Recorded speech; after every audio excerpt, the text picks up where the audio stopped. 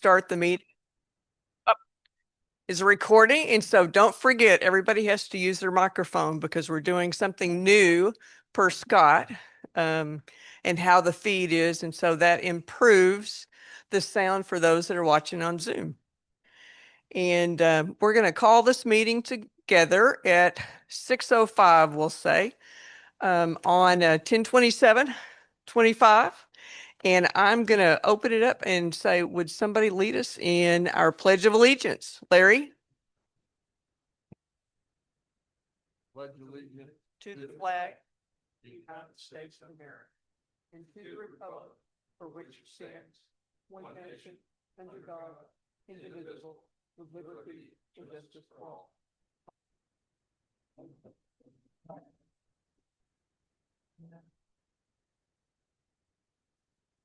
All right, we do have 8 directors here tonight, right now, and we do have a quorum.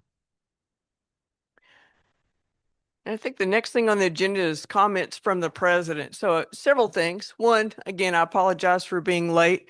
It's been one of those days, and those of you that work or have worked or whatever know how it is. It never goes as planned.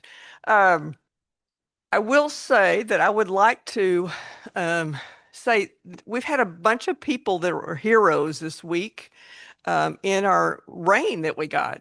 I saw one report said that we got 4 inches here. Is that correct? 5. We get 5. 6. There's 6. Yep, yep, yep. I hear another one. So we got at least 5. And at Chris's house, we got 6. Um, and so we had lots of heroes that helped because that rain came like in 5 inches all of a sudden, those of you. And so, and I happen to live between low water crossing 1 and 2, and I made it across and I had no idea that an hour later it was shut down. So that's only happened to me twice that's happened. But we had some security people that really made a huge difference that evening and saved some lives, I believe. And Corporal Krause was one of them. And so we will be honoring him at the next meeting.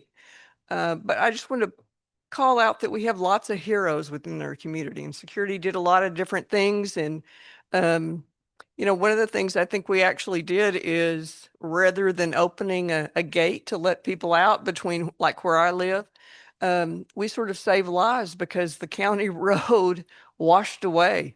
And if anybody's been, is that was it 224? If you haven't been out there on 224, it's like a huge, I mean, was it 10 foot down or something like that or so? A whole section of the road washed away. So, um, pretty amazing. Up behind the fire department is where it is. And anyway, I also want to say thank you to all of those that volunteered for the Fall Festival. Susan Hare led that for us from a celebration committee, and we had a bunch of little kids and goobs and goblins or whatever those are called, and lots of trick-or-treaters, and we appreciate those of you. If you didn't get a chance to come out and see it, we had some really cute trick-or-treaters here in the community, as well as some great people that did some carts for us, and had a really good one. I think Tara Tweet had one. They had a dinosaur coming out of their golf cart. Y'all don't really care. Okay. All right. So that's because you weren't there trick or treating. Right. Okay. Um, anyway, I just wanted to say thank you. And also thank you for those of you that have been to some of our special meetings and also our chat meetings. We still do those chat meetings, and love to have you come and talk to us and ask questions, and so that the communication continues to flow from the board. Anything else that I didn't miss? Okay.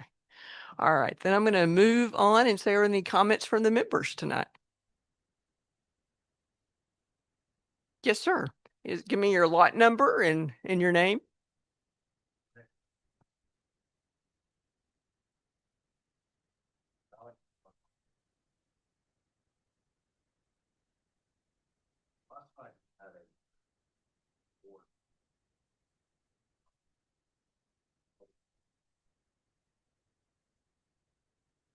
fortunate enough to be voted on starting January.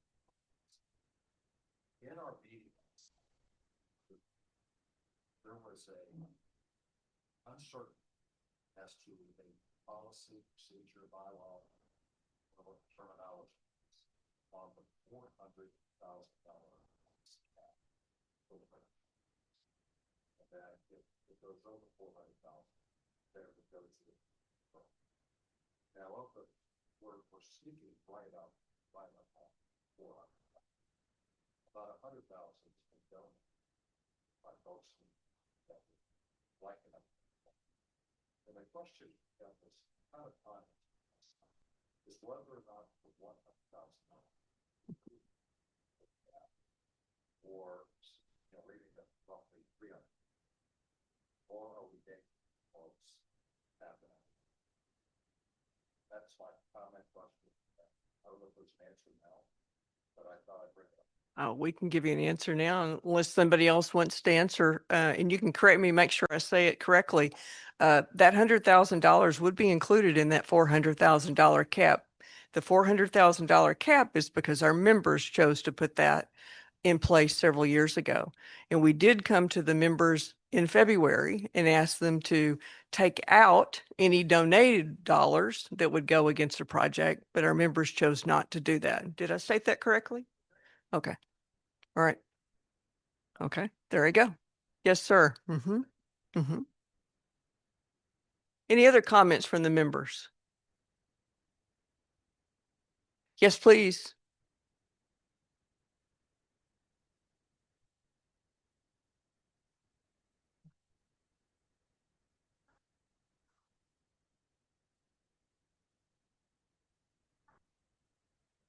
Playground sorry.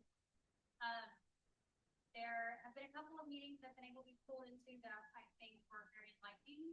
I think where I got stuck this week was trying to get communication started with it's parks or public works. So I called the POA office to try and see it. I think I mentioned in that meeting very not asking for anything to be done to the playground does already know that's motion. I'm asking for better maintenance of the playground.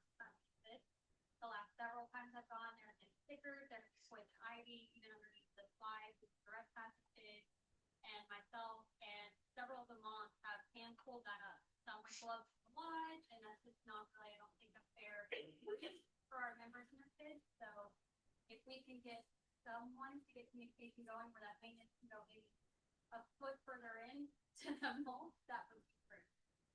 Okay. You've just directed it. You've just directed it to the community manager.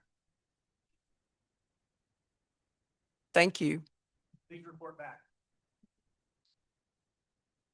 Any other comments from our members? All right, moving on, we're going to move to the approval of the regular board meeting minutes from September 22nd. Is there a motion to approve those? I so move. So moved. Okay. Ronnie does. And Chris. All right. Ronnie moves that we approve those minutes. Chris seconds it. Are there any other, is there any discussion? Yes. Okay. On 8F, the rule change for 3.3 or 3.3.1.2, I think there's just a little typo in there. It talked about that we reverted back to the original rule, where that wasn't the case. We're reverting back to the original penalty on that rule. So you just need to change the word rule to say penalty. Okay. Got it. All right. Any other discussion, additions or deletions? Corrections? All right. All those in favor of approving, wait, you have a question, Chris? No. Okay. No. He had that look on his face like he had a question, right? All those in favor of approving the minutes from September 22nd, 2025 of the board, raise your hand. Those opposed? All right, it has passed 9-0 that you've approved those minutes. 8-0, excuse me. I'm used to Sean being there, right?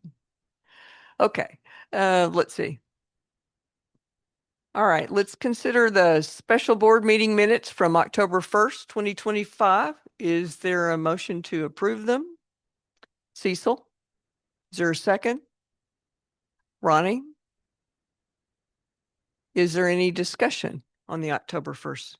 I had a question. Under number 7, number 2, it talks about a motion to approve by Bria, and I don't think there was a motion related to that item. Registration. On the registration? Well, it's okay. So there's a member comment and then there's a motion. I guess that's what's confused me. I think the member comment is after, well, no, actually, I think he asked a question in regard to that. Mm-hmm. Yeah. So if it's right, it's right. Maybe it was just a format that got me confused. Mm-hmm. Any other discussion in regard to those minutes? All those in favor of approving the October 1st, 2025 board minute special meeting? All right. Okay. Any opposed? 8-0. We have approved those minutes from October the 1st.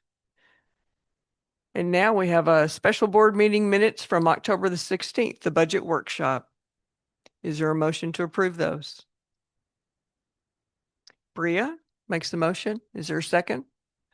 Dan seconds it. Any discussion on the budget minutes from October the 16th? All those in favor of approving those minutes, raise your hand. All those opposed?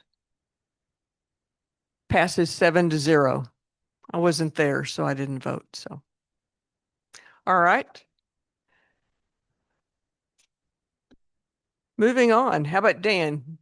Treasurer update for September 2025.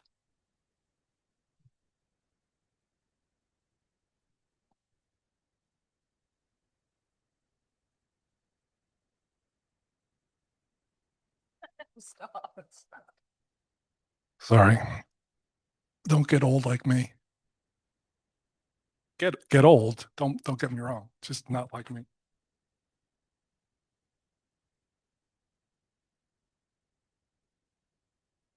All right. So let's see. This is the overall summary. There's going to be a couple of things that jump out at you when you go through the report tonight, or as we go through the report tonight. There's a couple mostly on the expense side that were different than what was budgeted for September. So you can see revenue was pretty much in line. We're down, and I'll talk a little bit more about the lodge in a second, but down $1,200-$1,300 on the revenue line, down 54 grand for the year. Piece of that, a big piece of that is lodge revenue. On the expense side, for the month, we were down, well, we had 71 grand in expenses above the budget. We were tracking, in a good place for that up until September. So we're only down about $6,000 year to date, but a big piece of that underage that we had on the expense line has been taken away through the cost that we have in September. So you can see that, the net revenue line reflects that directly. Move to the next slide, Scott. So revenue, again, pretty close to the budget. Sanitation fees, we've talked about that before. Just the cost of living or cost of increases in that budget is more than we had planned when that rate increase was provided to us. Greens fees were down a little bit, and lodge beverage revenue was down about $7,000. So, we'll talk again, food and beverage in a second. On the expense side, this is where it gets a little bit more interesting. You want to roll forward one, Scott?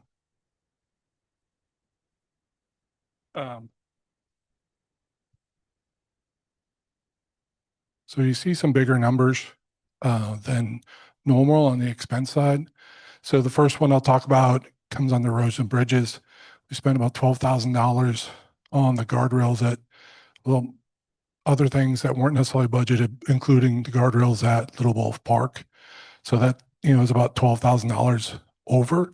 So the plan didn't have those guardrails in it. It wasn't a budgeted expense. So obviously when you see that space from a safety perspective, those were more than needed. So that's just something that came up during the year, just the way it is with any budget. 12 months in advance, you're not going to be able to understand everything you're going to spend. Lodge, food and beverage, we're down. We're up on the expenses. A number of little things. The one that comes out really is, to me, is on the recruiting. We continue to spend a fair amount of money on recruiting, trying to get the staffing that we need or want in the lodge. And actually, there was a discussion just before this meeting, or part of the agenda was talking about our recruiting strategy, our retention strategy, and trying to figure out how we don't have to spend as much money on recruiting. Administration, the big one there is federal income taxes. That was not a budgeted item this year. So Crystal's already made that change for next year, that federal income taxes will be included in the budget. So that was just something traditionally that hasn't been budgeted that we need to, and we will going forward. And lastly, on golf, $21,000 in overage and expense. Some of that is timing, like water, as I think everyone here knows, that irrigation on the golf course, we take it from lake, but we have to replace it at more than 100% back into the lake, and we have to pay to do that. So the water utility has been kind of charging us back, putting water back at a faster rate than we had budgeted for. So there's an overage there. Probably, Rich and Crystal were able to put the increase in the water rate into the budget, but this is really just a timing thing that we're getting charged for the water being put back into the lake faster than we thought. The other one that doesn't jump out to you here, but is true, is irrigation repairs. I think we've spent $25,000 to $30,000 this year on irrigation repairs. So that's definitely more than we'd ever thought. So, those things happen, things break. So we just need to keep our eye on this. So overall, as I said, we're $71,000 more for the month of September. I think we're okay for the year so far, but we need to continue to be diligent as we go forward, because we just really, right, the budget has to be zero sum. So we can't continue to kind of drive significant expense overages. Before we move on, just want to talk about lodge briefly, because we're in budget discussions now. Last year, it was a decision of the board that the lodge had to break even, and we budgeted that way, knowing that that was a pretty big aspiration given the history. And Jeremy and everyone in the lodge committee has done tremendous work. If you think about where we are in the lodge right now, we're about $68,000, under break even, probably end of year, $80,000 ish away from break even, maybe a little bit more than that. But compared to where the historical numbers were, it's just dramatically different. We had 2 years where, or 2 months this year that were actually net positive on a cash flow basis, which I've talked to a few people and no one's ever heard of the lodge being net cash flow positive for any time period. You had a question? I think I looked and it was about $370,000 last year. If you can go back and look at the numbers. The variance, yeah. And that's bounced around a little bit, but that might be a little bigger than I thought. But, again, this year, thank you to all the work that the lodge staff and the lodge committee has done to get us there. So I know there's a lot of ins and outs in these things. What questions do you have about any of this? Because I know just went through a lot of numbers pretty quick. One thing jumps out to me, and it's small potatoes, but does it actually cost us money to put on a tournament? Capers is listed over here, under green. Yeah, that's a good question. So no, it's just that when Capers is here, it's over the weekend, so we're not getting any greens fee revenue during that time. From Okay, guest getting fees. revenue from capers, just not the green fees. I got you. We don't have guest fees, and we don't necessarily get revenue from Capers either, right? That's put on in just people in the room that know this better than me. But, the MGA, is the sponsor of that, and they get money donated in to do that. They get other money to participate in that. So it's not a push or shove from that perspective. It's just the fact that the course is blocked out, so you can't bring a guest on. Got you. And just going back to the lodge, my recollection, the lodge lost 135 last year total.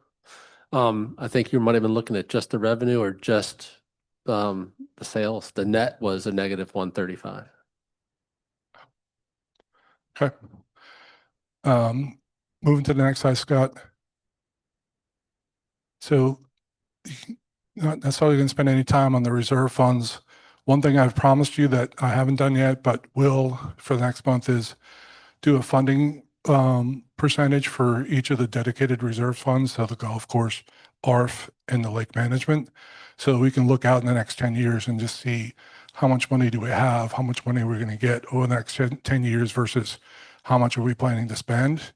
And when ARF and the golf course fund go to zero or negative, which for both of those will, with the current plan of spend, go to zero pretty quickly.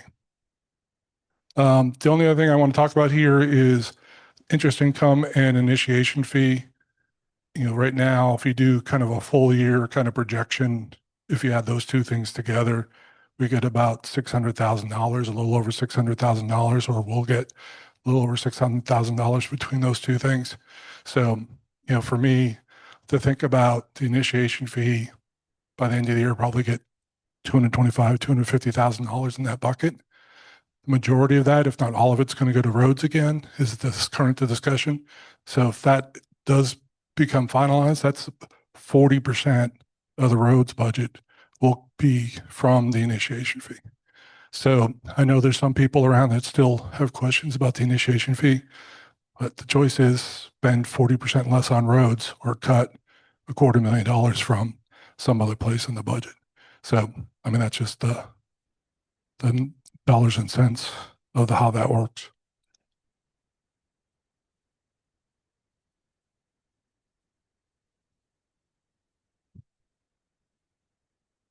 Yeah. Next slide. So the dollars on the reserve funds, you can see here, is on the last slide, there's not a lot of variance on the dedicated reserve funds. The money is pretty stable. There's been some spending. I know on ARF, there's potential for a fair amount of spending in the next 4 to 6 months, maybe even before that, before year end, so that, when we may spend up to $600,000 or $700,000 in planned spending in ARF, which right now there's 1.3, I forget the last slide, but it's a big chunk of what the money we have in ARF. Last 2 slides, Scott. So in the packet, is the traditional cash balances. If you want to roll one more slide, Scott. One of the things that we've been continue to talk about is investment strategy. So you see there's a fair amount of shorter term investments here. So we continue to try to figure out what the right answer is as far as duration. If you look here, almost everything we have matures within the next 6 months or so. So is that the right strategy or not? And how do we utilize the Fidelity account with T-bills and even money markets to try to get a little bit extra income and maintain some liquidity? So that's what I have for today. What questions you guys have about any of this?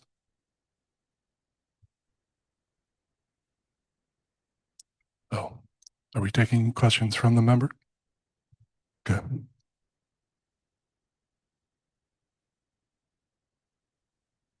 Okay, thank you.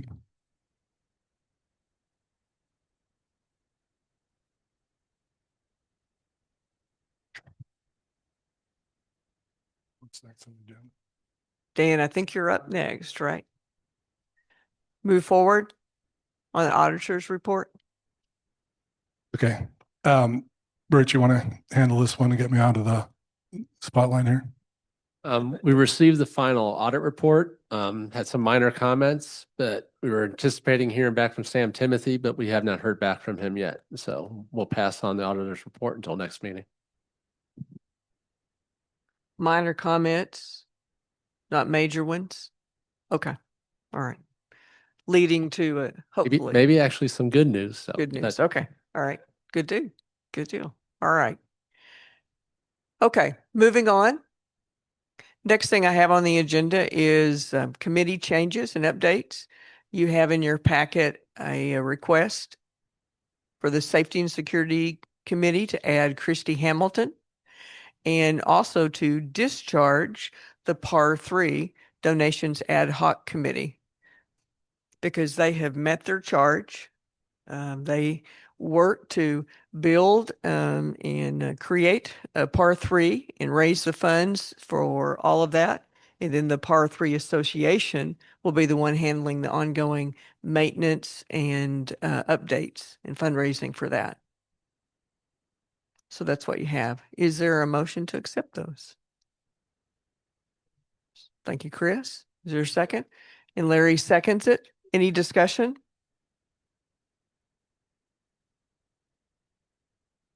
All those in favor, please raise your hand. 8-0, it has been approved that we will add Christy Hamilton, the Safety and Security, and discharge the PAR 3 Donations Ad Hoc Committee. I would like to take a moment and say thank you very much to that ad hoc committee. It's pretty incredible. All the things that they did to raise funds so that we have a beautiful piece of property up on the 52 acres, commonly known as the 52 acres, now commonly known as Little Wolf Park, right?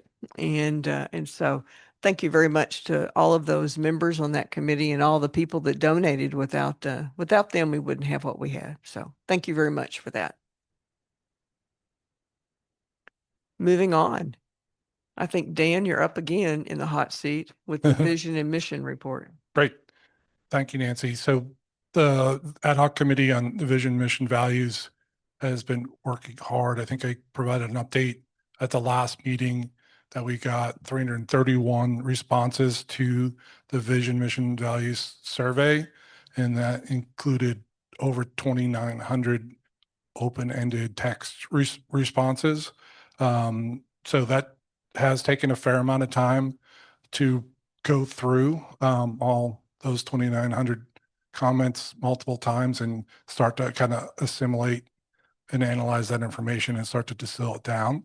So we have about a 95% complete version of that information. And it's still long. It's about a 30-page presentation at the moment. So may or may not subject you to 30 pages, but it's a lot of good information in there. So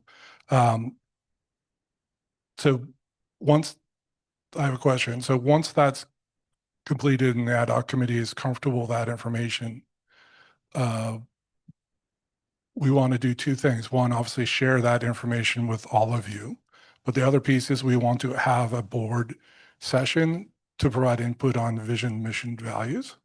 So I'm kind of split and different people have different ideas around, is it better to have a board discussion around vision, mission, values, without that, seeing that information from the survey? Or is it better to provide you with the survey information and then have, the board session? So, the pro of doing it without the survey is it's your impression. You're not swayed by, outside forces. It's you and what you've heard from, people around you, so that you might come up with different, better, more unique ideas. Or the other side is, showing you all that survey data and you see what the 331 members provided. But the downside is that may constrain the discussions to what's on those 30-ish pages. So I don't know if you guys have an opinion one way or the other. Is the focus group information in that included in that? Not yet. Not yet. So we're Okay. pulling together the focus group information separately. That's gone a lot slower. And some of that's my issue with lack of bandwidth. But part of it also was we had very few people initially express interest in, even people that were asked, very few reacted and said, yes, I want to be part of it. The good news though is the last question in the survey was, would you like to be part of that process? And I think 40 or so people said, I want to be part of it. And they left their email addresses and all that. So I'm in the process of reaching out to those people to get them into the room. And as we talked, we'd love to have a session with, um, the people from the different committees, since they have a unique view of how things work at Kiowa and how things could work at Kiowa. We also started a process with the focus groups to look at unique populations within our stakeholders within Kiowa. So we did one focus group with real estate agents. We're going to do another one with real estate agents since, they have a very unique view of Kiowa and what Kiowa is and could be. And also just, what in the marketplace, would be helpful to understand. So, so we're talking about doing that. And again, I'd love to get feedback, with contractors who live in Kiowa and also work in Kiowa. I don't know, I feel a little bit more ambivalent about that one, but you were open to doing those kind of deeper specialized views of that. So it's not just, everyone. Yeah. Sure. And some people said we should do east side, west side, or other things like that. And that's probably above and beyond, but so we're looking at doing those, as well. So we'll have whatever from the focus groups we get done before we meet. We can share what we have so far, but we won't necessarily have all the focus groups done and wrapped up before we meet as a board. I think you need to put the wee little ones, the kids, on there as a focus group. Everybody's laughing at me, right? But you're building it for the future. And so, you're looking for 2 and 3 and 4 and 5-year-olds. And so, don't you know it? Don't you know it? Anyway. All right. Sure. So with that said, so I want to do 2 things with this update. He asked you a question as a board. How do you want the information before you meet or after you meet? I'd prefer it before. Yeah. It seems like a waste of time if we don't have that information to make a decision on something that we might find out later that's totally off base. Well, there's nothing off base. It's right. It's everyone has and then reading through 2900 comments, everyone has an opinion. And everyone has a strong opinion. So and they're all equally valid. So, but I mean, it's your preference. It's, whatever you think is most effective. I'm happy to do it. But it seems like most people said they'd rather see okay, that's fair. And then I would like to try to schedule a time to do that within the next few weeks, if possible. I know we have a town hall coming up with Rich on the satisfaction survey results to share that. I know we have some more budget discussions. So, I mean, I don't know what the most effective way to do it is. I think to me, it's, we can, and the committee will be flexible to whatever's most best for the board. So if there's a particular date that could work between here and Thanksgiving, I think that would be, we Is, could try to is make it there an work. opportunity to combine that with some of our budget meeting area, or is that just, Well, we did that with the planning discussion, the SWOT analysis stuff. But we could definitely do that. This would probably be if we sent out the information ahead of time, there's a little bit of pre-work, probably a 30 to 45-minute discussion with the board. And I think it's great if we do that in obviously it needs to be a public session if it's all boards here, but I think it would be great Right. to, if we do it with all the board. So it'd be great to have that. So maybe we get a little more attendance to the budget meeting. So our next one is November is it the 4th? 4th? Tuesday? November 4th? 4th. Okay. And so do you Right. feel comfortable? I mean, that's like next week. Yep. Okay. Tuesday, yep. No polar bears in the way or anything like that. So No, we're good. Okay. polar All right. bears are gone. Good deal. Okay. All right. Does everybody agree with adding that on after the budget portion of that? Okay. All right. And that's how Great. we should do that. Okay. Okay. All right. You can still provide feedback. All right. So I'll get the presentation Mhm. out. I'll make sure I have buy-in from the ad hoc committee, and I also send you out a very short amount of pre-work before that meeting. That's good. November 4th. All right. Ways and Means Committee budget update. Yeah, I don't have a lot here. So we've, as I think you know, the Ways and Means put together their inflation and interest rate recommendations. They provided that to Rich and Crystal. That was built into the budget that you've already seen a version of. So everything has already been front loaded from that perspective. I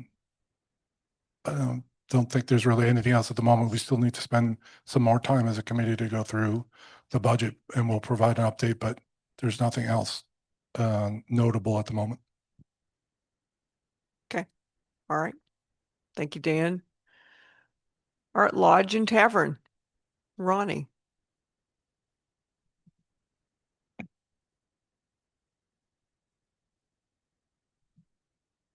Today, we have the proposed language. The Lodge and Tavern Committee some time ago recommended acquiring some wine storage cabinets to be used by members and by people who wanted to rent them.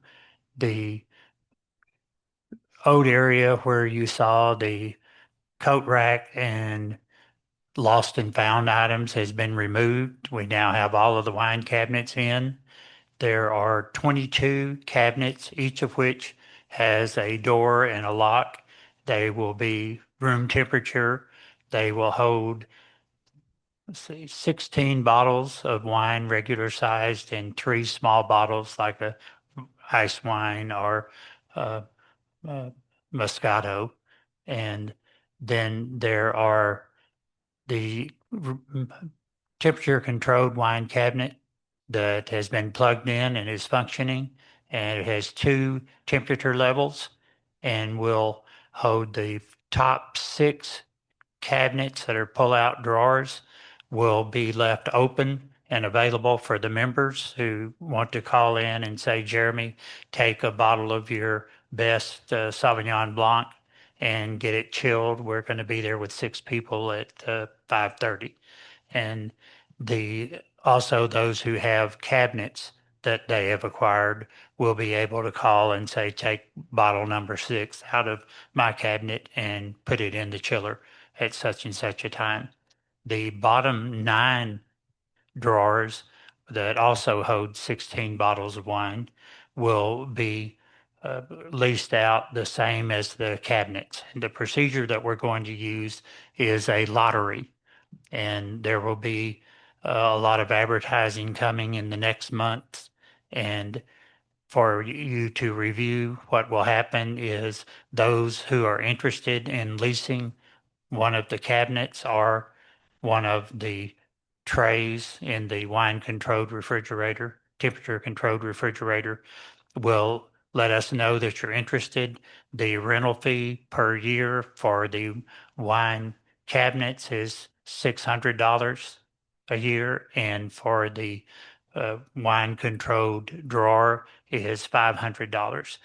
The people who are interested will have their name put on a sheet of paper, dropped into a hat, and drawn. The first person whose name is drawn will get to choose whether they want to have a wine-controlled area or one of the cabinets, and then we will proceed until all of them are filled. We anticipate a substantial demand. Anyone who acquires one the first year will have the option to continue it for the next year. There are also several people that are going in together, and we'll have 4 people or 2 people or 3, whatever you wish, that will be taking up one of the cabinets and sharing the spaces. Any questions from the board? I have one. Originally, we talked about, I noticed on what you just went through in the information in our packet, it said that it would automatically renew. Yes. So it doesn't, there's no lottery again at the first of next year or anything like that, right? We would have a lottery for those that didn't renew. Okay, all right. But if the people chose to continue to keep it, then they would continue to keep it. And is there ever a waiting list? we anticipate, Jeremy and I have looked at other locations, so dependent upon the demand, we may very well have more cabinets built. The cost of the cabinets and the design of the lottery is that the entire investment will be recouped within the first year. Thank There you. will be a small charge, a $5 corkage fee to the members. When you order the wine, you will order it from the lodge and you will pay a 10% increase to the lodge cost. The big advantage is if you have a particular type of wine or a vintage that you want, you'll be able to order it and it'll be stocked and you can have it with your meal rather than those that Jeremy produces now. And so is there a motion to approve that? Dylan? And Bria seconds it. All right. Is there any discussion? Any other discussion? All right. All those in favor of approving the lottery process and lease information, raise your hand. 8-0, it is approved. And we will move forward with the process. Did you say what date you're going to do that? Immediately? So you're going to have to put it up there some way on Constant Contact, let people know? Okay. All right. Items E and F, the Parks Committee will make their update next month. And then the Par 3 Association is going to provide an update, and that will be either November, December, right in there someplace. All right. Any questions on those? All right. Moving on to Rules and Procedure Committee. George on, I think that's you. Yeah.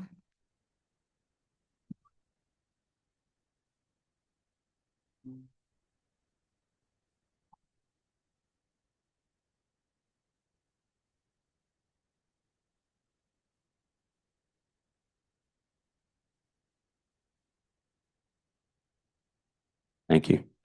I guess it was 2 months ago, we submitted 4 rules for board approval and to have that put out to the membership for comments. And it's been past the 30 days. We got very few comments. I think Rich got a couple. I got 0.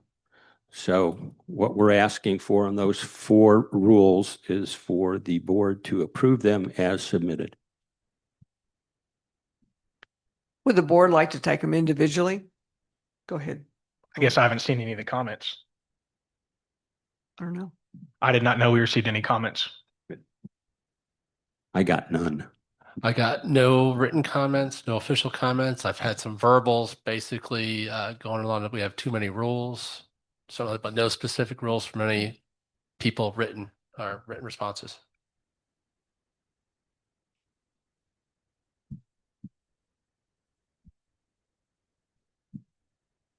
We have in our packet where in blue it says additional revisions, and that's what we did at the last meeting, September 22nd, where we made those additions. All right. Would the board like to take them one at a time? One at a time? All right. Okay. Is there a motion to approve 3.3.1.2 interfering with employees? Dan and Cecil seconds. All right. Is there any discussion? I have discussion. I just want to say in open session, we did have a conversation in committee that this specific rule, along with the next one, protects the POA staff from the members. We are expecting Rich and team to update the HR handbook protecting members from POA staff. Okay. Any other comments, Cecil? That was your comment? Okay. Okay. And we will add that to the handbook, and that will come before us whenever they have that rule. So we'll approve that for the handbook at that point in time. All right. Any other discussion? All right.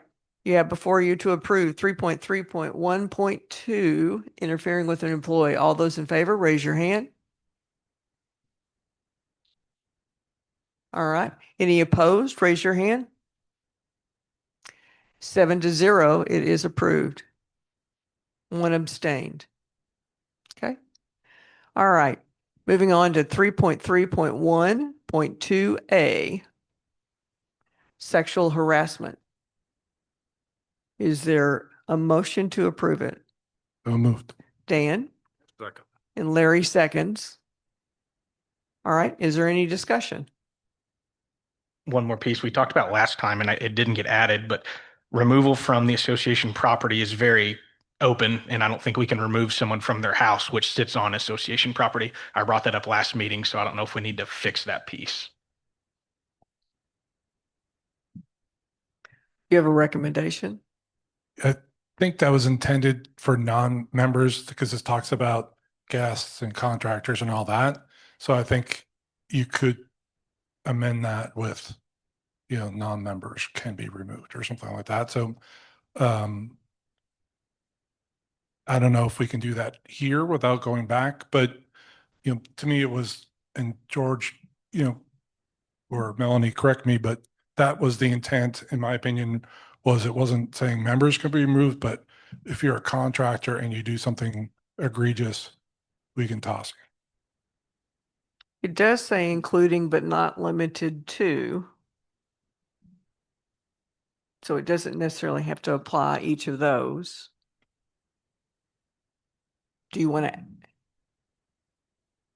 add removal from the association property for non-members? I'm very comfortable with that. Okay. The question would be, does that trigger another 30-day period? To me, that was the intent, even though it was on, For clarification? yeah. So I would defer to people that understand the process in more detail.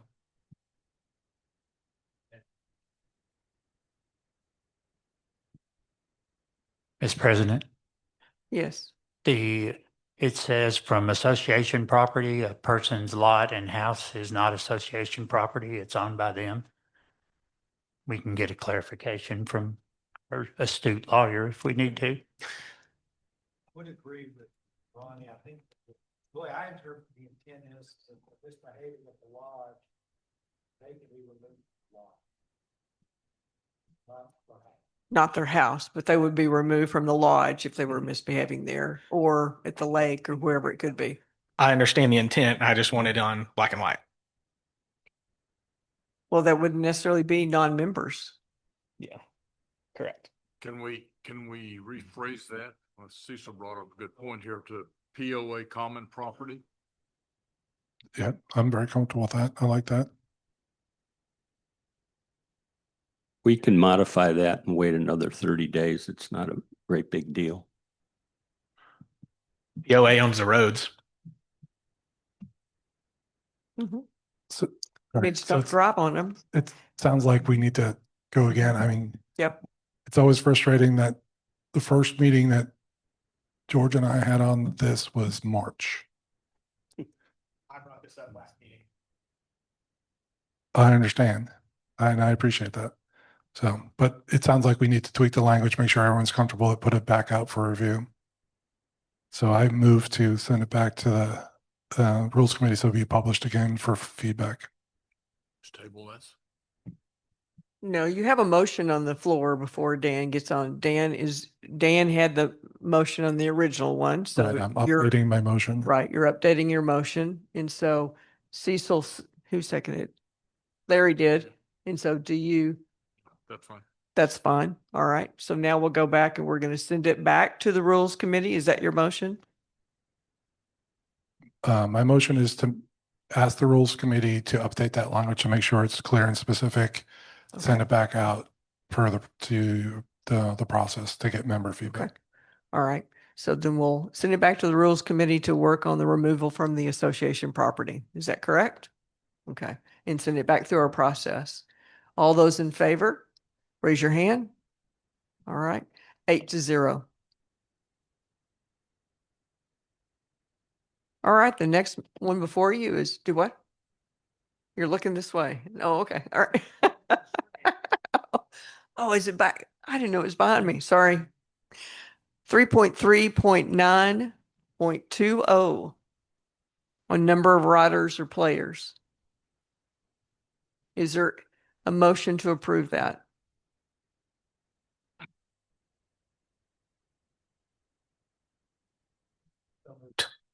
Seconded.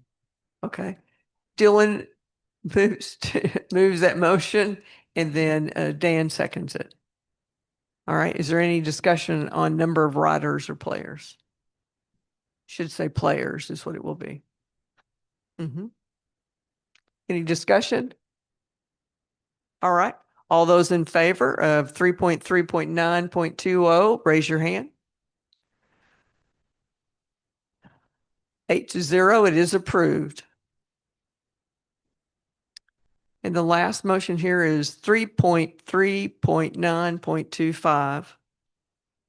Cart operations number of persons. You can see the modifications in red. Yes. Is there a motion to approve it? Chris makes the motion. Is there a second? Cecil seconds it. Any discussion?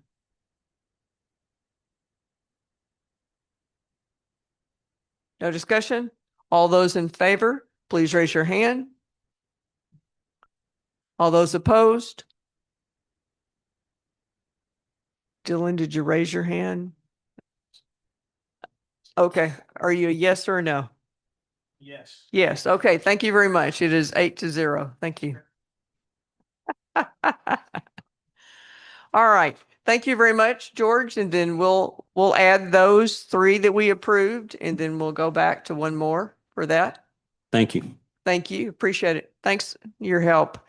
All right. The next one is under the Rules Committee is to consider 3.3.6.2A. George? After a lot of contentious debate, numerous meetings, including the input from the community on October 1st, the Rules Committee sat down with a group from the Lake Committee, and we came up with what you have in front of you. Our goal was to find the best solution for the community. And you see what the verbiage is regarding the length of boat and engine limits. Give me up.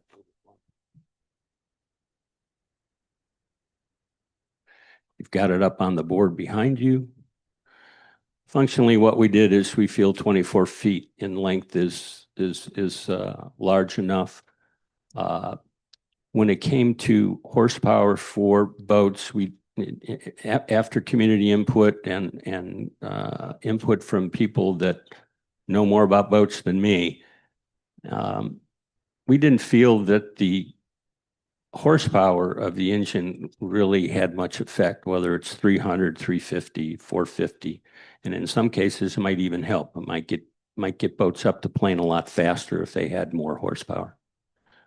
So we're going to limit to 24 feet, and boats with outboard motors are limited to a single primary motor and a secondary kicker motor not to exceed 10 horsepower.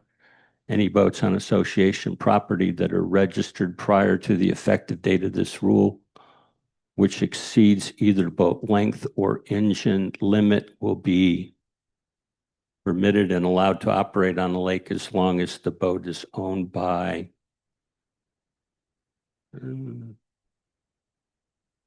the original Lake Kiowa property owner member, immediate family members, wife, son, daughter, may operate the permitted boat provided they are also Lake Kiowa POA members. Any questions? Dylan. I'll start. I knew you would, Dylan. Hold on. Hold on. Madam Chair. Hold on. Oh, So, that's the chair. President, right. Question for you in the rules and that you did when you compared it to the one before, and you took information that came from our October 1st session, correct? Correct. Okay.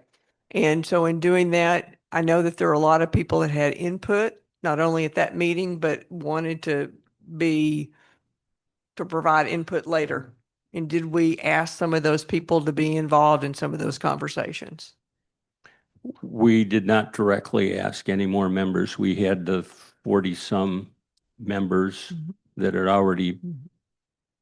given their input, and we took that as the primary foundation for reviewing this and coming up with this conclusion. Okay. All right. Because I know that we did have people and we did pass on names to other people to be included in part of that discussion, and people had offered to help and stuff like that, which I value that help. Some of those people were owners of boat sales agencies, and we didn't feel they would, be the right people to influence the way the rule would be written. They would have an objective in mind. Were they members, sir? Were they members of the community? A Mhm. couple of them were, yes, ma'am. Okay. All right. Um, They were at the October 1st meeting. right. Okay. The reason I ask that question is there's lots of heat in regard to limiting a boat to a certain size and to a certain motor. As we heard October the 1st, and we've heard before October 1st and since October the 1st. And we have lots of members out here that have lots of energy about it. And from this president's perspective, every member has a right to participate in that discussion and come to something that we can hopefully reach that will do the best for this community for the future, our wee little ones, if you will. And so I think we have to take everybody's input for that. And so what that means to me when I say that is that if we have people that offer to help, doesn't matter who they are, if they're a member here, they should have a voice. And so I'm concerned from my position is that we have not gotten everybody's feedback and everybody's opportunity to be involved in that discussion. And so some people I'm sure will disagree with me. I'm sure that they will. But I will tell you is that unless we use every member's input to get the best solution, we will never have a good community. And that's just my opinion. I will say that not everyone's going to agree, which makes us a good community. But at least if we can compromise in some way. So that's why I'm asking that question if those people were involved in that discussion. During the joint committee meeting, they were not. Respectfully, we rolled back to October 1st when those people were and did have a voice. And we used that information in our discussions and our decision. And I think that's great because you definitely came up with, because if you go back and look at it, the length was not the biggest agenda item. The horsepower was in what we had in our original motion, which was limiting to 250 horse, I believe, is what we said. And so, so you definitely did that. And this president would like to see us have another special meeting where people can come out there and voice their opinion again. I don't know if the board wants to do that or not. That would have to be their decision. But this president thinks we need some more discussion and we need some more people to come to the table, not with their personal agenda, but with their personal agenda being this community. But that's what this president says. Is that a motion, Ms. President? I would like to make a motion that we have another special meeting. Second. Okay. All those in favor of having another meeting or discussion, excuse me. Sorry. That's all right. So I'm not trying to say we shouldn't do that at all. I think it's definitely a good idea. I do think what got lost in the last special meeting was where this came from. My opinion, my belief was the survey that was done to the members in 2024, and that over 70% of the members said they were in support of putting limits to length and horsepower on the boats on the lake. So to me, we saw a lot of passion from both sides at the October 1st meeting, but what we did see was a lot of misunderstanding of what the history and the process was, that this was not something that was something that someone just woke up and decided we should do, that this has been in discussion for well over a year, and that it started from the majority of members saying they wanted this. And if you look at the rest of that member survey, like every other question was 50-50, yes, no. That was the only question where there was, a noticeable majority of members said that they wanted it. So, and that the process went through Lake Committee, Rules Committee, lots of board discussions, and that had been discussed for months and months. It was out in constant contact. It was out in the communique. So, to me, if we do have another member session, which I believe is a good idea, I think there needs to be a preamble to that meeting that talks about what happened, why did it happen, how did it happen, so that people can understand that this isn't something the board is trying to do with something to them because we just had nothing else to do that week. So if we could, if we do have a meeting, I would love to be able to have that as a, introduction to that session. I totally agree with you. And this president's intent would be at that meeting that there are presentations that go before that, so that you have that opportunity to everyone that attends that meeting, as well as information goes out in the communique and however else that we can get it out. That you provide both the history that's there as well as what the impacts are. And so some people say one study works, some people say another study works. And so I think it's important for everybody to have that say again, to be fair to everybody that's there. Yes. Yes. And I guess my question would be, what are we looking to gain that we haven't gotten already, or what's different? My personal opinion as your president would be that at least people have another opportunity to share what they feel. And that if we can come to the table and find something that meets everybody, maybe in the middle, maybe not, but that's probably a pipe dream, but that would be a good goal to work for. And to make sure that everybody has good information, as Dan talked about. So somebody else had Ronnie. Was more on the horsepower than on the length, and I think the length issue may have been lost in the translation, and I think another meeting to discuss that specifically, if someone wishes to, should be all right. Larry? As I remember, there was considerable discussion about maybe having certain sections of the lake that the people that were wakeboarders, whatever, that maybe they would be limited to the south end of the lake. Was that part of? I think our biggest discussion for this? yes, it was. That was not part of this rule. No. There are other rules regarding those Correct. issues that we tabled, and this is so contentious, we felt we need to get this done. We can't boil the ocean. We'd be here for 2 more years if we tried to take them all at one time. No, that's fine. And that's tied to As the long as it watercraft was activities. addressed somewhere.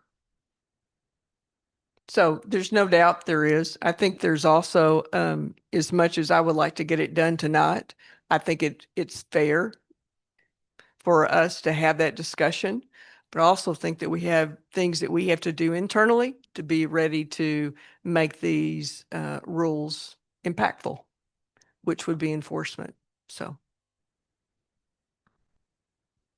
Another comment, we talked, since it's up here, I have it written down, but since it's on the board already, 3362, we sent back. And currently those top boats are allowed on this lake. We are not enforcing that rule. So I made a recommendation to change that rule, and a motion was seconded to send it back to get that changed. So just curious where that is. It is tabled and it'll be reviewed at our next meeting. Again, we took 3362A and spent all our time on that. And 3362 is still one of the issues, and it will be discussed and presented to the board when we have a conclusion. That's a rather simple one. I think we're just changing a couple of words in there. Agree. I don't think a Sea Ray runabout versus a Taiga wake boat creates any less wake if they're not in what I call surf mode, which is what I mentioned. So just want to make sure that one's still handled, because there's a lot of people in this room and outside that have those boats that are not surfing behind them, and they're totally fine on this lake. Correct.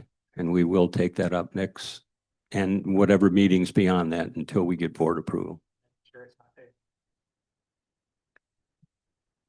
Dan? So last thing for me on this, as the members provided comments last time, there was definitely some incorrect information shared around our lake, who rules the lake, status of the water, is it public, private?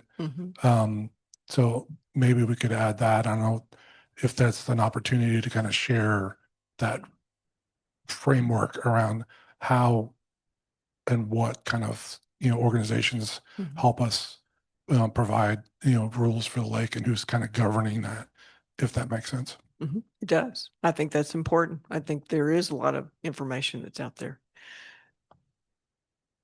This president's intent is not to kick it down the can and never deal with it. I've dealt with it for many years on this board, and so I think it's important for us to make a decision, but I also do want to be fair to everybody and have an opportunity to hear more of either side so that we can come to a better conclusion. So is there any discussion on that motion?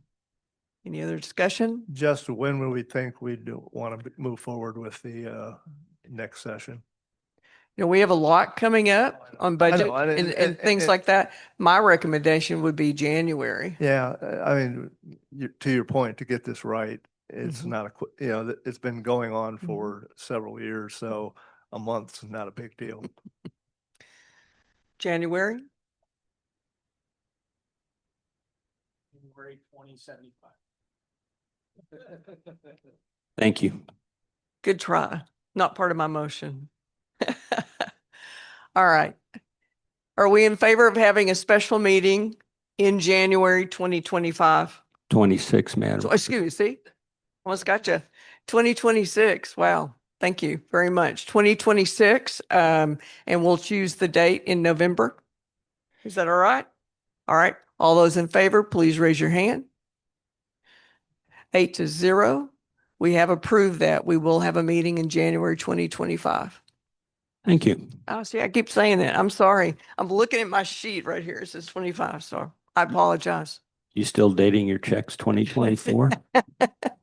George, don't tell everything you know, right? Right, so, thank you all very much. I appreciate that. So thank you. Community manager report, Rich. Hello, all. No, not asking for any money today, so we can bypass that one. Just wanted to mention, we're working with the Ways and Means and Dan working on the ARF, LMRF, GCRF, all the reserve funds, trying to finalize those. And we'll be discussing those in the budget meeting and have the Ways and Means approve those.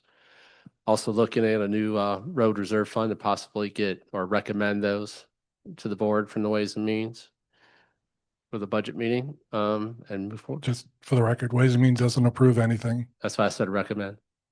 Okay. I backtracked on that. Okay. Just I got hammered by Bill Little on that like every day. So I just got to get my inner Bill Little out there. all right, and then just moving on to project updates. Par 3 course had a grand opening. Everything went really well. Again, congratulations to the association, to staff, and especially all the donors who helped that make possible. The course has been played quite a bit because of the season. There's a lot of divots. Trying to resolve that issue. One of the things we're looking at is temporary mats and then permanent mats going on in the tee areas to try to help that, as well as alternatives to golf cart paths. Driving range, obviously also completed. That's been, I think, a large success as well. Old driving range is closed. Everything has been moved to the new driving range. So the old driving range is officially closed. Retention pond sediment removal has been completed. Machinery was actually just removed today. Over the 3 silt ponds, over 3,000 cubic yards was removed, taken off site. Sites are fairly clean. We'll seed that for some grass, but that held up well even over the storm. So that was, they left the site in pretty good condition. Pickleball courts, I'm still trying to get a deadline date for the contractor to start. They're working on trying to find, they need about 40 truckloads of fill dirt excavation. After they reviewed the site, was a little more than they had thought. So they're trying to figure out the logistics of getting started and get that moving forward. Front entrance, hopefully we'll get a contract approved today. I think we finally got the verbiage settled, all the comments, so we can move forward with bidding and picking a general contractor for the front entrance. I'm also finalizing an RFP for the walking trail that's going to be at Little Wolf Park. So hopefully that'll be going out soon and we'll be able to move forward with the walking trail. Just going through the public works report. Have some more road work we'll be doing before the end of the year, some patching and a little bit of a work on Seminole Cove is planned.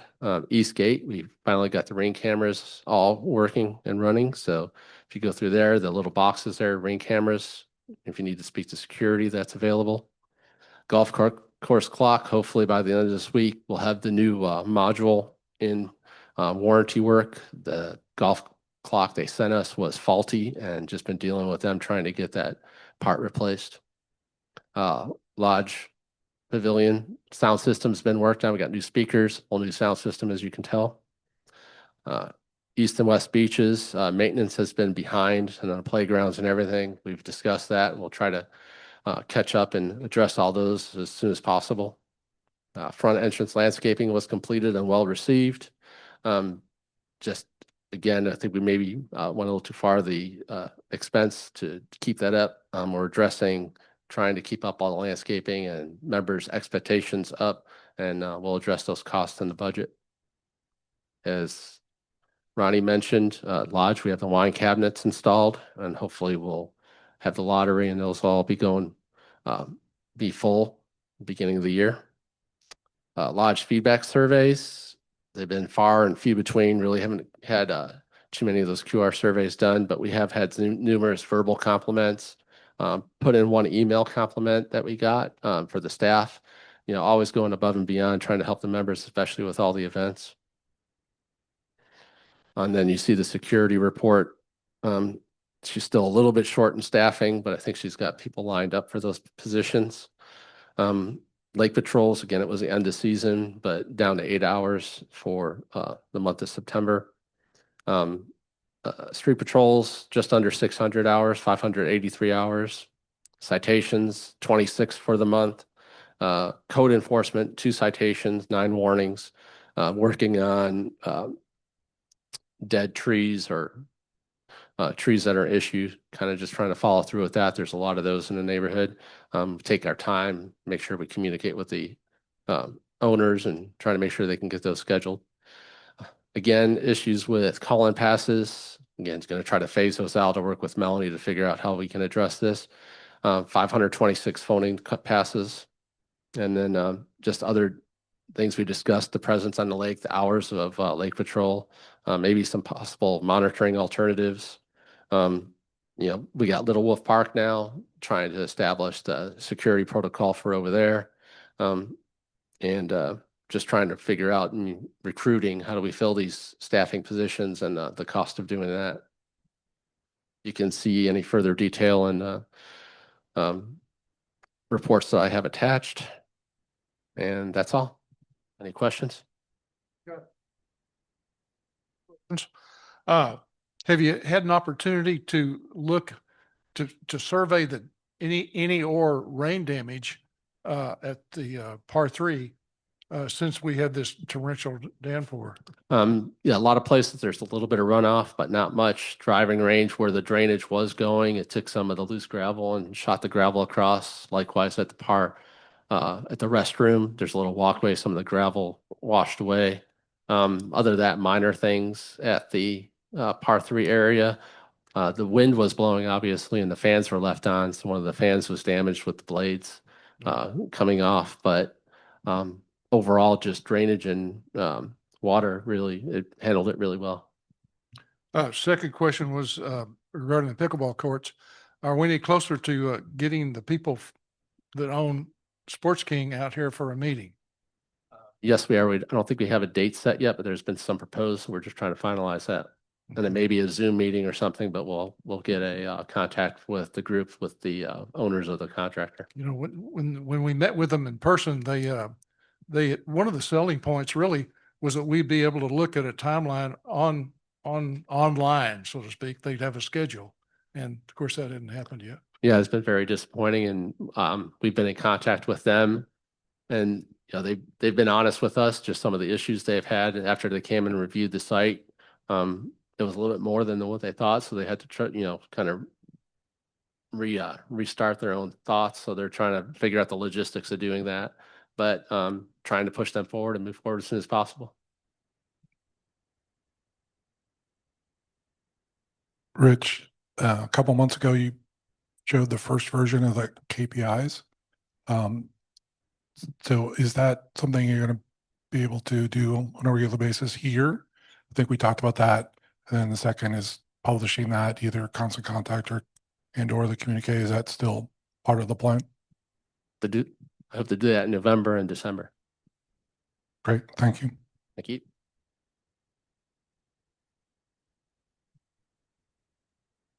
Hey, Rich, on the pickleball courts, and you may have said that and I missed it.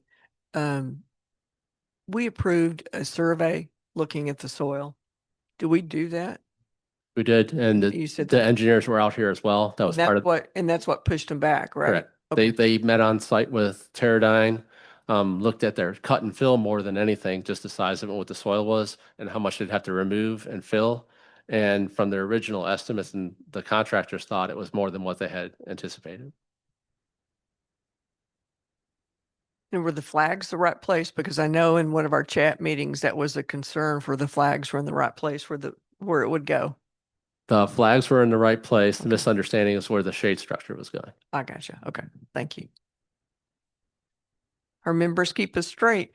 Front entrance project, still from a Bluestone perspective, we ever getting them to the table? In your packet, I have the revised contract. Hopefully we get that signed and they can move forward. And Rich, back to the retention pond project. I know it's a challenge to get I'll call it good contractors out here. They did a wonderful job, and we'll see big benefits from what the work they've done. Think we gained probably 6 or 7 feet at least in those 2 major ponds, 2 and 3. That's a big deal. That means a lot less silt going into the canals and into the lake. And then the other part of that was just back to the lake patrols. I know we're going to be doing budgets, just trying to figure out where we go in 2026 with managing our lake and being able to patrol it to some adequate level. Anything else? Any other questions? Yes. Question that was asked of me and I didn't know the answer. And I was hoping Gerald's not doing his par 3 update today, so I'm just going to ask Rich here.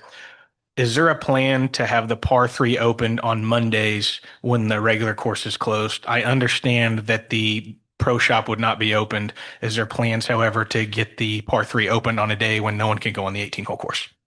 Not right now. I think what they're looking at is trying to get it geared up so they can be open on Tuesday as well.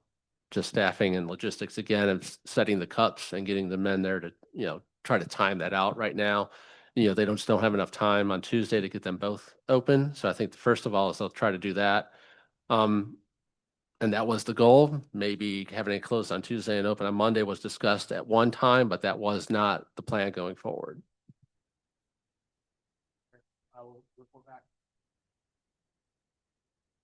I know you gave the par 3 update. Divots, right? Fill them up. That's Put another sand in thing. them. They were looking at the mats, but they're also going to probably be getting the little sandboxes, get more of them so they're available. Mhm. Anything else for Rich? All right. Under additional business, we don't have it on there, but November meeting date. Right now, it is the Monday of Thanksgiving week. Is that November the 24th, I believe? Is that right? Correct? And so is that still okay with everyone? November 24th? Okay. All right. Okay. We will not move it then. All right. Next on our agenda is any comments from the members? Any other comments? Sure. You can come up there. Give us your lot number and name. Paul Sellers, lot 1578. Rich, this is for you. It's not a big thing, but I have a customer that does dirt work. I just happened to call him today. He has the availability of the dirt they need. It can be delivered tomorrow. Do you want their contact to put the two together? Sure, couldn't hurt. Appreciate it. I'll get it to you tomorrow at your office. Thanks. Members to the rescue. Thank you. All right, Jim.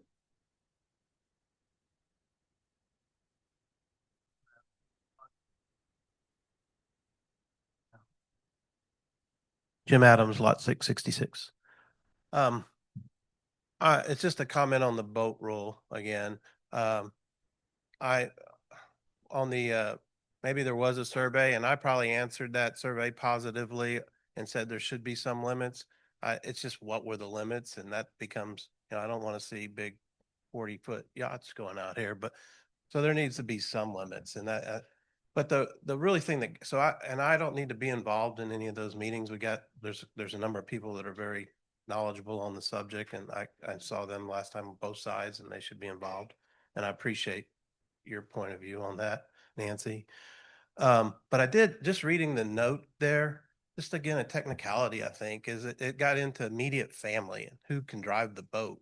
And man, that's going to open up a lot of problems too if you leave that there, because we already have definitions for who can get passes or cards, and who can take the boat test, and is a wave runner a boat, and who can, we have guests out here, and I have a son-in-law. Is he immediate family? I mean, that mean he can't drive a boat, or a father or a brother? I mean, I know those sometimes it's just, what's the definition? Well, we already have definitions, so at least point back to that definition instead of bracketing up something new. So, thank you. Thanks, Jim. Madam President, Mhm. to follow up on that, Jim, we already do have a rule against houseboats, so that should be off the table. It already exists. Yes, sir. Alex Yakulis, lot 1633.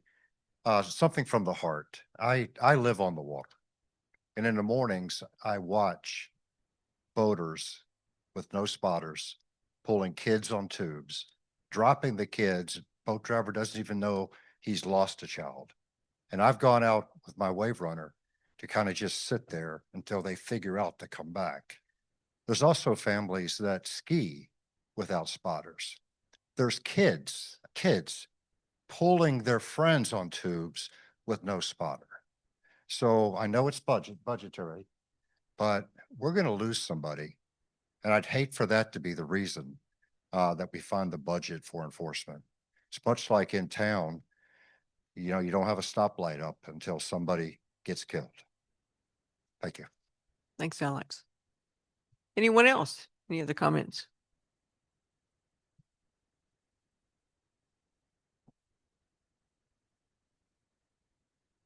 While we're on that super bright note, Yeah, I have some images of the playground, and the Right. equipment is not being very well maintained either. And I would argue to the same point that if we don't find the budget to do some upkeep now, you will have to find the budget when there's a liability or an accident. So if anyone wants to talk on the side about that or see some examples of what I'm encountering and why I'm concerned, happy to do that on the side. Separately, my question, whenever questions were not being taken, was on all the abbreviations or acronyms. If you want to help me out with that, Dan. Sure, happy to. So is that something, so let me ask you, is that something that he could answer for you after? Sure could. Okay. Yeah. However you want to do it. I don't know if I'm the only person that has that concern, No. is why I would ask it for everyone. No, definitely not. And happy to do it after this when we, before we go to executive session, happy to meet with anyone and go through the budget, the reserve funds, because it gets confusing fast. It's not just what does R stand for. It's how does all those things work? What's a dedicated fund versus non-dedicated? So I'm happy to spend any time with anyone to go through it. But if you have specific questions, I can do it before we go to executive session. Yeah, my specific was the 4 acronyms listed here. I've got CARF, ARF, GCRF, LMRF, and it wasn't outlined anywhere in the slides, or I would have read for myself. No, you're right. We use those acronyms freely. So I can go through them now, or I can go through them offline. I will tell you that they're all in our bylaws. And so, and on your bill, on the treasurer's report. So, yeah. So they are there, but go ahead and tell her what each one is. Capital Acquisition Reserve Fund, CARF, Asset Replacement Reserve Fund, Lake Management Reserve Fund, and Golf Course Reserve Fund. I appreciate that. Okay. Following that, I had concern about the immediate family member language that wasn't featured in the previous, but I can handle that separately. I think one of the feedback points I wanted to add to the fact that I guess rule addition had been going on for so long is that you're going to have some new members that weren't captured at the time of those discussions either. And I'd be curious, I don't know if this is tracked, how many new members have come into Kiowa just in 2025? Okay, so about 60 so far. So 60 members, right? So that's count families, but new members, yeah. Yeah, so that's a decent size to get captured in that conversation. On the procedures 3.3.1.2 that was discussed, I didn't see any language around who determines penalty and if there was a cap on penalty amount or what criteria was going to be there. So if you're going to write a rule, I think as a member, I would like some parameters. Is it? Okay. And then the other question that I had was, is there any discussion around a dog park? So if you look at the master plan on the website, that discussion was in there and it was one of the recommendations that was there. It did come before the board last year and the board chose at that time not to fund it and move forward with it. But we do have information about it. And so we know what it would sort of cost and what we could do with it. So yes, so we've considered it before and there is some feedback from surveys in the master plans, but we have not moved forward with it. Okay. And then 8B, when it comes to the Lake Kiowa Vision Mission Values ad hoc committee update, I was listening to that discussion and curious how bias is minimized when you do distill and put out insights. That's a really good question. You're right with me going? So, Short. oh, I'm not good at that. But now we tried to minimize it in multiple ways. Obviously, we have multiple people in the committee. We asked different people in the committee to look at different sections to review the information to make sure that it wasn't, Dan's writing the presentation, so it's all Dan's perspective. But the other piece that we did use extensively was putting all the information into ChatGPT and asking ChatGPT to pull through and find the most representative information and use the ChatGPT AI to help us ensure that we're not pulling forth any personal biases. So we looked at it individually, but then we looked at it with the benefit of AI to help us understand. And I'm happy to share, but down to the granular detail of what's 3 words you want to represent Kiowa in 5 to 10 years. ChatGPT went through that, pulled out the words, but also combined friendly, neighborly, and put that together with the actual count. So we'll say 139 people responded that they want to have, a neighborly, friendly, vision for Kiowa going forward. So yeah, so we tried really hard to do that. It's obviously, only about 10% of the people of Kiowa provided information in the survey because it wasn't by member. It was open to anyone that lives at Kiowa. So, there's at least 3,000 people at Kiowa and 33 or 331 responded, which is unfortunate, but we're trying to get more through the focus groups and we will have another working session afterwards once we have drafts, if you will, of what those will be to try to get even more input. So we're trying to get as much information from as many different vehicles possible and use that to make sure that it's not being driven just from the survey, just from a focus group, or just from what the board thinks. So I know that wasn't brief, but does that answer your question? It does. A follow-up question would be, what's the intention once that is distilled and presented? Is it something that the board plans to act on specifically? Is it something that's going to be brought to maybe earmark some things or prioritize projects according to survey? What's the use on that? Yeah, good question. We should add you on the ad hoc committee. Yeah, So tell us again your lot number. 1242, That's what I thought, 1242, and your name, Victoria Cowart. Victoria. So when you got up there the second time, you didn't give us that. So that's the reason I asked you for that. so, Oh, I gave the member number. You're right. Yep. Oh, sorry, guys. So is oh, sorry. that okay? Yeah, brief. So, All right. so it's a multi-step process. The first thing is just getting them agreed and approved. So then the vision, mission, values becomes the overall kind of strategic framework that then decisions, priorities get made from. But it's really all the focus right now is just spending a lot of time just getting to the point where the board can approve the vision statement, the mission statement, or update the mission statement and the values. Okay, so it sounds like the immediate act is updating the mission statement. No, creating a vision statement, updating the mission statement, which was last looked at 2001, I think, and then creating core values. So those three things is a package. Okay, if you need volunteers, lot 1242. Thank you, Victoria. Thanks. Well, we'll also say we're going to continue to use that in our long range planning. So that's where it goes. Okay. Any other member comments? Go ahead. Lot number? Lot number 1696, Josh Orton. I just wanted to say, just briefly, I really appreciate the board for the last special board meeting on October 1st. But I also would like to say I really appreciate the Lake Management Committee and the Rules Committee for taking those opinions and creating what came forward here tonight. I would have liked to seen it voted on this evening, but I'm just one member of many. But it was just very impressive to see that a lot of the information that I found to be possibly misunderstanding or misleading was reviewed and changed. So I want to just appreciate those committees. Thank you very much. Appreciate that. Anyone else comment? All right. No other comments. We will take a break at this point in time and we will go into executive session after that break. So you have 10 minutes. So 7:45. George, you don't get very many